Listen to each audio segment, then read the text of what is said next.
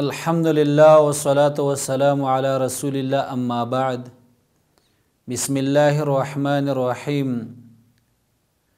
څوارلسمه حلقه د العروة الوثقا فنوم باندې الله رب العالمین فرمایي الا له الخلق والامر تبارك الله رب العالمین خبردار الله تعالی را پیدا کول دی او اختیار دی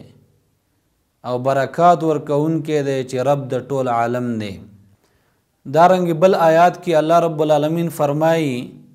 ولله ملک السماوات والارض والله على كل شيء قدير او خاص الله تعالی لرا بادشاہی د اسمانونو او د ځمکې ده او الله تعالی په هر شی باندې قادر دی د آیاتونو کې درې خبرې دا ذکر شوي دي یوه خبره دا چې پیدا کوونکی د ټول مخلوق د الله دی پیدا کوونکی د ټول مخلوق دا صرف او صرف یو الله تعالی دی دویمه پکې دا خبره ده چې تدبیر کوونکی د کارونو